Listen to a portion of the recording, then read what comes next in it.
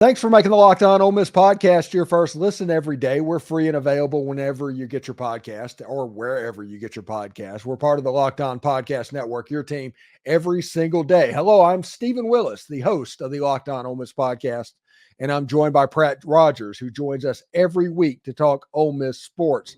How you doing, Pratt? Stephen, I'm doing well. How are you, my man?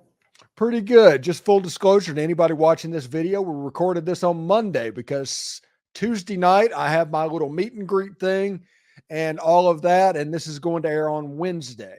So if anything happens from the time we record this to that, it's not our fault because we're not time travelers like Kang the Conqueror. How you doing, Pratt? Good. Well, look, it would never be our fault anyway. Getting something wrong or not being perfect, I can't imagine a scenario where we fall into that category, right? Truth is a concept, man. Yeah, all right. Yeah. So, this transfer portal window is about to end. It's about to come to a close whenever the drop ad date for Ole Miss stops, which is about February 2nd or 3rd. But that's not exactly important here. My thing that I've put out on my show is that Ole Miss fans need to look at this as more of an event or less of an event and more of a process, because even after this transfer portal window ends, you still have a whole nother segment where you can add to your roster and fill in holes. This is about 9 minutes left in the fourth quarter on building your roster at the moment. And I think it's interesting that just roster building and everything is a year-round proposition now. Yeah, there's no doubt about that. And look, I think a lot of people have a tendency to freak out that, hey, we're missing a few key position players right now, like probably running back and other positions that you'd like to maybe see a little more depth on. I don't think you're in a position to really get worried about that yet. I mean, there's no reason to get worked up this early in the cycle. I'm quite frankly, the way the transfer portal is, I'm not worried about a position until really the first game of the season. I mean, that's an exaggerated time frame, Stephen, but I really feel that way about it. There's no need to get worked up about landing somebody this early on. Yeah, and classes at Ole Miss is supposed to start tomorrow as you watch this video on Wednesday night. So there's three really big playmakers on Ole Miss's campus as the time of us recording this. And whether they commit or not, that's not really the point. The point is that's really cool that Lane Kiffin on all of this has got 40% of the best offensive line in America visiting Ole Miss like a week before classes start. That's amazing. It's mind-boggling is honestly a great adjective for it. And, we've talked about it a little bit on here, but getting the start date to be so late for Ole Miss is more advantageous, in my opinion, than disadvantageous for reasons exactly like this. Yeah, it's something really cool. And you get these guys and they're interior offensive linemen. So whenever you hear people say, I think On Three has them listed as a tackle, they're both guards, both of them. One was a right guard and one was a left guard. I was going to ask you that. Look, obviously we need more interior help than tackle help. That was going to be one thing I brought up today. If you saw either of these guys being guards over tackles, but you kind of answered my question in itself there. Yeah, one of them started all 15 games, 14 left guard and one at right guard, and one of them started 7 games at right guard. And those are the only starts. There's no tackle in their game. Well, honestly, that makes me feel better. I was a little not feel better. That's probably the wrong term, but more. I think we need interior players more than tackles, clearly. So, I figured somebody would just shift in. I figured they just saw a body that they liked, that they'd move somebody in. But it looks like they're targeting exactly what we had discussed in the past. Yeah, and as it goes right now, like I said, by the time this video airs, it could be completely different. It'd probably be better if we just talked about evergreen type topics. But, BJ Green, I back in December, whenever his visit got canceled, and Tyler Barron ended up getting here, and Tyler Barron committed and all of that, which turned out to be like a musical chairs type situation. But from the very beginning, from the beginning of the transfer portal, as soon as BJ Green entered the portal, he was a better fit to me than anybody else other than Princely and Monmielen in the portal. Do you say that primarily just due to versatility? I say that because Tyler Barron at his best is a worse Princely and Monmielen. That's still what a pretty good place to be. Yeah, still a good play, but it's the same skill set. You're Okay. locked in. BJ Green sets up. He is Jared Ivey with a different skill set. He is Isaac Ukwu with a more explosive skill set. He is somebody that we wouldn't have. He's another tool in the toolbox that's going to go with Amon Miel, Jared Ivey, and then potentially you have a BJ Green sitting over there as well. And all three of them together, I think that Pete Golding, if he commits, you have a situation to where you could have a race car type situation where Jared Ivey goes into 3 technique, JJ Pegues sits over as at the nose guard, and you have Amon Miel and you have BJ Green, and you're just causing all kinds of havoc on passing situations. Look, I feel like we've got one of the strongest 3D, probably the strongest in the SEC.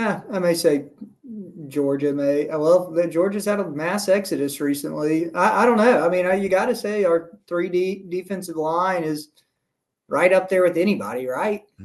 Yeah, especially assuming we're back on Green. I mean, we're sitting in a pretty good spot. Yeah. And I sit here and look, it's like, what's next? What's next? Let's say that both linemen and the defensive end commit. What is next? And all I can think of is you don't need to find an RB1. You're not searching for an RB1. You're searching for an RB2 or 3.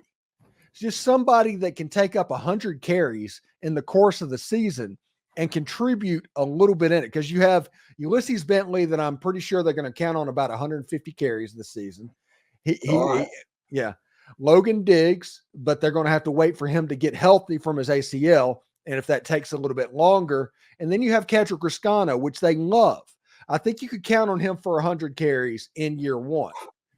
But you need to find those extra carries somewhere. And I think Ole Miss needs to find another Henry Parrish. That's what they need to find. They don't need to find Quinshon Judkins. They need to find Henry Parrish.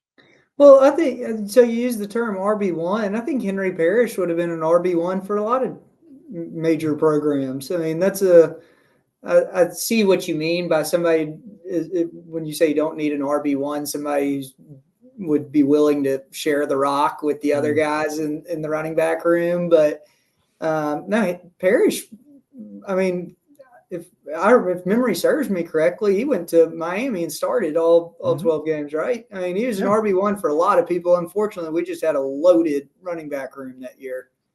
Yeah, absolutely. And I think, let's say Logan Diggs gets healthy, and then all of a sudden, if Diggs can give you 100 carries this football season, you're fine. You're golden. That's all you're hoping for with Logan Diggs. But the reason that Ole Miss took Logan Diggs is for the playoff. That's the reason they got Logan Diggs, because he's going to get better and better and better as the season goes on. By the time you're playing Georgia, Logan Diggs should be finally kind of getting back into form to go. And into the playoff, you're going to have a more healthy Logan Diggs as well. That's the reason Logan Diggs got brought in, for the end of the season and the playoff. But you need to make sure that you can get there. And I think the way you do that is by, consolidating at the beginning of the season. Maybe Matt Jones can be the guy, maybe something like that. But you might just have 2 guys with Ulysses Bentley and Kedrick Riscano toting the mail for the first 4 games. But I mean, I just think they might need some more. And one of my favorite games that I play is I just go to Jackson Dart's Instagram. Seriously. And I click on who he's following. And that gives you a who's who of who Ole Miss is recruiting in the transfer portal. I love that. So there's no secrets in social media anymore. No.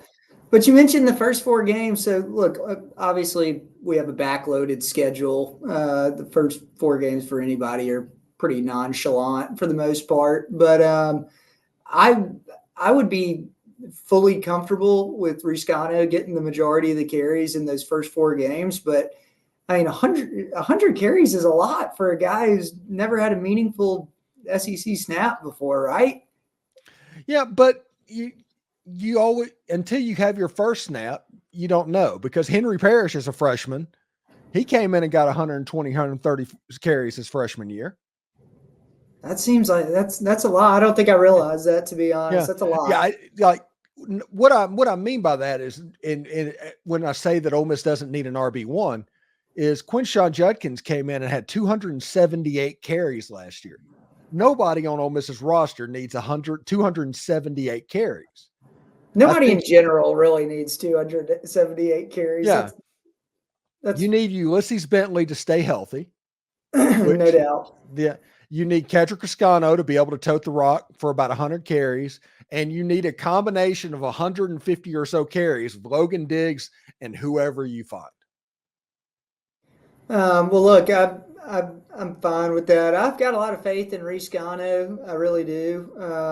I know the staff was high on him, but I think he's got the makings. I think he's got the build. He's got the potential, but it always does. If you look at his highlight, you look at his high school highlights. There's a naturalness of him running the football. Yeah. Yeah. No, I have seen his huddle film, but yeah, it just gives me a little heartache, just wondering when the young guys got to come in and step up and make a play, and hadn't seen much of him in practice film or anything like that to have a warranted opinion. But anyway, I'm excited for him. Yeah, and we'll see. I think that's the other commitment that'll happen, and I don't think it'll happen during this transfer portal window. I think in the summer or the spring window at April 15th, 1 or 2 backs are going to get into the transfer portal, and you'll see they'll go to Ole Miss. 1 through 10, how concerned would you be if we didn't land a back at all? I wouldn't be. So honestly. 0. Yeah. I have no concern. You know me, I get a little worked up sometimes. I'd probably be a 3 or a 4, honestly. The reality of the situation is, I think you're going to have Ole Miss throwing the ball about 43 to 45% of the time, when previously they were throwing it about 40% of the time. Okay. So that's going to take carries away from the running back, so you don't need as many. Kevin Smith likes to rotate guys anyway, and then you have Bentley. And like I said, I like Riscano and Logan Diggs. If Logan Diggs is healthy, you're done. You don't need anybody else. The problem is getting Logan Diggs to that point, I think. Yeah, no, I agree with that, and kind of the question marks with that, but that's an evaluation thing, and we'll figure that out 6 months from now, see where he stands. Thanks for making the Locked On Ole Miss podcast your first listen every day. We're free and available wherever you get your podcasts, including YouTube. We're part of the Locked On Podcast Network, your team every day. Again, thank you for everybody's patience with me doing the meet and greet on Tuesday night. Pratt Rogers for his weekly segment. A little bit early. He's going to be Wednesday night. You watching this? We recorded this on Monday night as well, so we had to do some guesswork as well. So Pratt, what are your plans this week before you get out of here? Plans this week. Remind me, we've got a basketball game Wednesday night. I'll be listening to this podcast, but also tuning into the Arkansas game. I think it's a home game, right? Yes. So I'll be checking that out. And other than that, nothing really exciting Rebels-wise. What about you? Like I said, last night, just so everybody knows, I don't know how it's going to go, but I'm doing a meet and greet with some people in Central Florida to talk some Ole Miss sports. That's the reason we're not doing the live stream on Tuesday night. And the reason things got moved around a little bit. Well, look, that sounds awesome. Let me know how it goes, and otherwise, really appreciate it. All right, Pratt. Take care, and thank you very much for being on the show, bud. Sure thing. See you, man. Bye. Later.